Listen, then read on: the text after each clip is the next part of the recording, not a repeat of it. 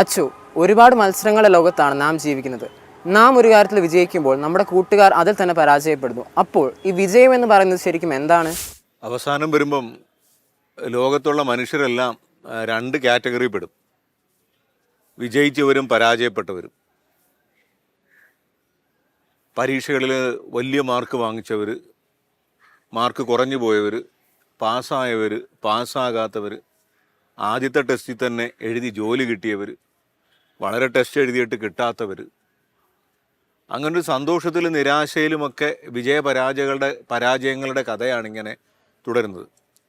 എനിക്ക് തോന്നുന്നു സത്യത്തിൽ ഈ ലോകത്ത് ഒരുപാട് സാധ്യതകളുള്ളപ്പോൾ നമുക്ക് മുട്ടിത്തുറക്കാനായിട്ട് ലക്ഷോപലക്ഷം വാതിലുകളുള്ളൊരു ലോകത്ത് നമ്മൾ നമ്മുടെ ജീവിതത്തെ ഒന്നോ രണ്ടോ വാതിലുകളുടെ മുമ്പിൽ കൊണ്ടുവന്ന് നിർത്തി ആ വാതിലിലൂടെ കയറുന്നവർ മാത്രം വിജയിച്ചവർ, അല്ലേ? ഒരെളുപ്പത്തിൽ പറഞ്ഞാൽ ഒന്ന് ഡോക്ടറാകാൻ പറ്റിയവർ, എൻജിനീയറാകാൻ, അല്ലെങ്കിൽ ഇനിയിപ്പോൾ IAS അതല്ലെങ്കിൽ ഒരു സർക്കാർ ജോലി, അല്ലെങ്കിൽ വലിയ സാമ്പത്തിക മെച്ചമുണ്ടാക്കാൻ പറ്റുന്ന അങ്ങനെ ഒന്നോ രണ്ടോ മൂന്നോ നാലോ ഡോറുകളെ ഇപ്പം മനുഷ്യർക്ക് മുട്ടാനുള്ളൂ. ലോകത്തിന് പരിചയം അതേ ഉള്ളൂ, മറ്റുള്ളവർക്ക് പരിചയപ്പെടുത്താൻ അതേ ഉള്ളൂ. അങ്ങനെ എല്ലാവരും മുട്ടുന്ന ഒരേ വാതിലിൽ മുട്ടി ചിലരകത്ത് കിടക്കുകയും ചിലർ പുറത്ത് നിൽക്കുകയും, അകത്ത് കിടന്ന് ആഹ്ലാദിക്കുകയും പുറത്തു നിന്ന് വ്യസനിക്കുകയും ചെയ്യുന്നവർ.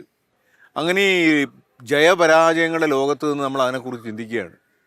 അപ്പോഴാണ് ഈ ചോദ്യം, യഥാർത്ഥത്തിൽ എന്താണ് സക്സസ്? ചിലരെ തോൽപ്പിച്ചുകൊണ്ടാണല്ലോ നമ്മളൊരു വിജയത്തിലേക്ക് കയറുന്നതെന്നൊക്കെ. സത്യത്തിൽ ഈ സക്സസ് എന്ന വാക്കിൻ്റെ അർത്ഥം ഒന്ന് കൃത്യമായിട്ട് പരിശോധിച്ചാൽ ആൻ അഡ്വാൻസ് അല്ലെങ്കിൽ ആൻ ഔട്ട്കം എന്നൊക്കെ പറയും. നമ്മളൊന്ന് മുന്നേറി, അല്ലെങ്കിൽ നമ്മുടെ അധ്വാനത്തിനും പരിശ്രമത്തിനും ഒരു റിസൾട്ട് കിട്ടി, ഫലമുണ്ടായി. അതിന് നമ്മൾ കൊടുക്കുന്നൊരു പേരാണ് വിജയം. ആ വാക്കിന് വേറൊരു ടോണുണ്ടായി. നമ്മളൊന്ന് നീട്ടി പറഞ്ഞ ആ ഒരു നെഗറ്റീവ് ടോൺ മാറും. ഞാൻ കുറേ നാളായിട്ട് കഠിനമായിട്ട് അധ്വാനിക്കുകയായിരുന്നു, ഭാഗ്യം കൊണ്ട് എൻ്റെ അധ്വാനം ഫലമണിഞ്ഞു. എല്ലാവരും അധ്വാനിച്ചുകൊണ്ടിരിക്കുന്നു പല മേഖലകളിൽ, ഞാൻ അധ്വാനിച്ച മേഖലയിൽ അത് ഫലമണിഞ്ഞു. അതാണ് വിജയം. അല്ലാതെ ഒരാളെ നമ്മൾ പിന്തള്ളുന്നതല്ല. പക്ഷെ ചെറുപ്പം മുതൽ നമ്മൾ കേട്ടിട്ടുണ്ടാകും, 1ാം റാങ്ക് കിട്ടി എന്നത് പോരാ, ആരൊക്കെയാണ് തോറ്റതെന്നറിയാൻ, അല്ലെങ്കിൽ ആരൊക്കെയാണ് വീണുപോയതെന്നറിയാനുള്ള നമ്മുടെ ആഗ്രഹം. നമ്മുടെ അധ്വാനം ഫലമണിഞ്ഞു എന്നതിനേക്കാൾ മറ്റു പലരെയും പിന്തള്ളിക്കൊണ്ടാണ് ഞാൻ എൻ്റെ ലക്ഷ്യത്തിലെത്തിയതെന്ന് നമ്മളെ ഒന്ന് എക്സ്ട്രാ സന്തോഷിപ്പിക്കുന്നുണ്ട്. ഉണ്ടെങ്കിൽ അവിടെയാണ് ഈ വിജയത്തിൻ്റെ വിജയം നഷ്ടപ്പെട്ടത്, ജയത്തിൻ്റെ വിജയം നഷ്ടപ്പെട്ടത്, അല്ലെങ്കിൽ അതിൻ്റെ മാറ്റ് കുറഞ്ഞു പോയത്. പലരെയും തോൽപ്പിച്ചാണ് ഞാൻ കയറിയത് എന്നൊരു വിചാരം. അങ്ങനെ തോൽപ്പിക്കാനുള്ളൊരു പോരാട്ടമല്ലത്, ഒരു യുദ്ധമല്ല. യുദ്ധത്തിൻ്റെ പ്രത്യേകത എന്താ? യുദ്ധത്തെക്കുറിച്ച് പറയുന്നത് ഒരു യുദ്ധത്തിൽ ആരും ജയിക്കുന്നില്ല എന്നുള്ളതാണ്, അല്ലേ? നമുക്കതിനെ ഒരു തരത്തിലേ കണക്കാക്കാൻ പറ്റൂ. നമ്മളെക്കാൾ കൂടുതൽ ആൾക്കാരെ അപ്പുറത്ത് നമുക്ക് കൊല്ലാൻ കഴിഞ്ഞു, അല്ലെങ്കിൽ അവിടെ മരണപ്പെട്ടതിനേക്കാൾ കുറച്ച് പേരെ മരണപ്പെട്ടുള്ളൂ.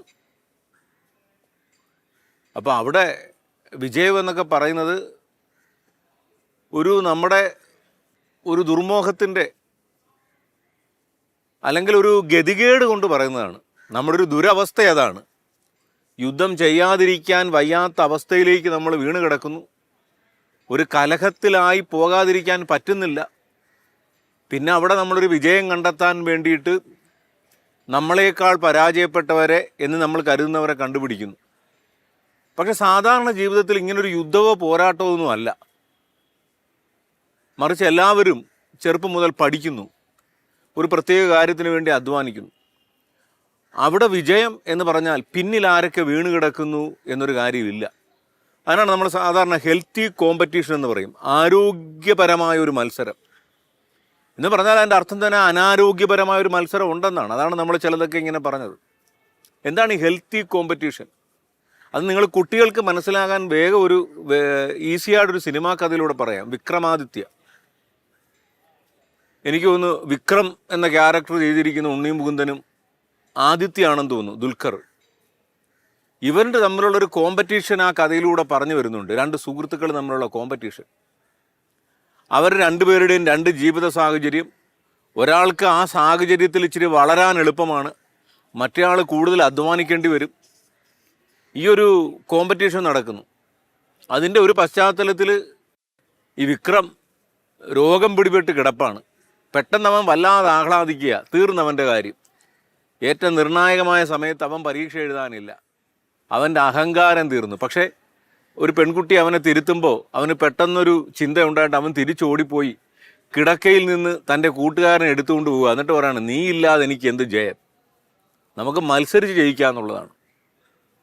ഒരാളെ തോൽപ്പിക്കാനല്ല, ഒരു വെല്ലുവിളി ഏറ്റെടുക്കാനുള്ള ഒരു ധൈര്യം, ആ ചലഞ്ചിലേക്ക് പോകാൻ. എന്നിട്ട് രണ്ടുപേർ ഒരുമിച്ച് പരീക്ഷ എഴുതുന്നു. ഒരാളൊരു വലിയ പോലീസ് ഉദ്യോഗസ്ഥനായി മാറുന്നു.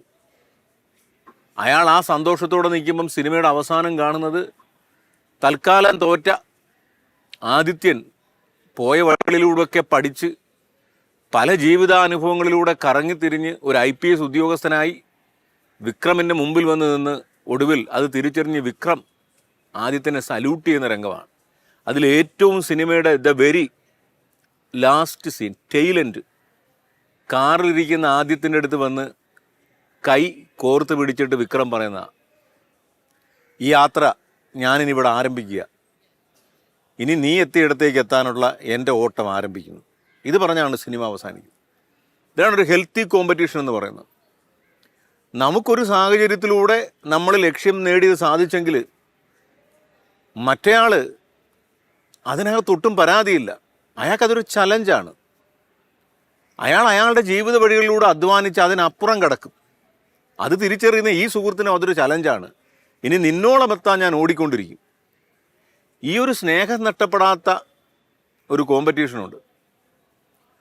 അതിനെയാണ് നമ്മൾ ഫോക്കസ് ചെയ്യേണ്ടത്. ഇപ്പം നമ്മൾ വിജയിച്ചപ്പോൾ ചിലർ പരാജയപ്പെട്ടു എന്നോർത്ത് നമ്മൾ ദുഃഖിക്കുകയോ അല്ലെങ്കിൽ പരാജയപ്പെട്ടവർ തന്നെ ദുഃഖിക്കുകയോ വേണ്ട. പുതിയ അനുഭവ വഴികളിലൂടെ നമ്മൾ അധ്വാനിച്ച് കയറും. ഇതൊരു ചലഞ്ചാണ്. പിന്നെ ഈ വിജയ പരാജയ കഥകളിൽ നമ്മൾ മനസ്സിലാക്കേണ്ടത് ഈ സമൂഹവും നമ്മളോടൊപ്പം നിൽക്കണം. കാരണം ഓരോരുത്തരെയും മനസ്സിലാക്കി അവരുടെ അവസ്ഥകളും അവരുടെ സാഹചര്യങ്ങളും മനസ്സിലാക്കി നമുക്ക് മുട്ടിനോക്കാൻ ഒരുപാട് വാതിലുകളുണ്ട്. നമുക്ക് ആവശ്യമില്ലാത്തൊരു വാതിലിലാണോ നമ്മൾ മുട്ടിക്കൊണ്ടിരിക്കുന്നത്? തുറക്കപ്പെടാത്തൊരു വാതിൽ, അത് തുറന്നിട്ട് എന്ത് കാര്യം? എല്ലാവരും മുട്ടുന്നൊരു വാതിലിൽ മുട്ടുകയാണോ? അതൊക്കെ മനസ്സിലാക്കി നമുക്ക് ഈ വിജയകഥകളുടെയും പരാജയ കഥകളുടെയും മൊത്തം ചരിത്രം ഒന്ന് മാറ്റിക്കുറിക്കാൻ പറ്റും. അപ്പം ഈ വിജയം പരാജയം എന്ന് പറയുന്നൊരു യുദ്ധം കണക്കാരും കാണാതിരിക്കുക എന്നുള്ളതാണ്. നമ്മൾ കാണുന്ന യൂത്ത് ഫെസ്റ്റിവലിൽ, ഇനി ബൈബിൾ കലോത്സവങ്ങളിലൊക്കെ ചിലപ്പം ഇതൊരു യുദ്ധമായി മാറും. എല്ലാ മത്സരത്തിലും ഒരാൾക്കേ ജയിക്കാൻ പറ്റൂ, തോറ്റവർക്ക് സഹിക്കാൻ പറ്റുന്നില്ല, അത് കലഹമായി. അങ്ങനെ ഇതിനെ ഒരു യുദ്ധമാക്കി മാറ്റുന്നതാണ് തെറ്റ്. നമ്മുടെ ലൈഫിലെ വിജയപരാജയങ്ങളുടെ കഥയൊന്നും അതൊരു ജീവിതത്തിൻ്റെ ട്രാൻസിഷൻ്റെ കഥയാണ്. ഒരാൾ മുമ്പേ പോയി അടുത്തയാൾ ആ വഴിയെ അല്ലെങ്കിൽ മറ്റൊരു വഴിയെ അയാളുടെ ലക്ഷ്യത്തിലേക്ക് വരുന്നു. അതിനെ ഒരു യുദ്ധത്തിൻ്റെ കഥയാക്കി മാറ്റാതിരിക്കുക എന്നുള്ളതാണ് പ്രധാന കാര്യം.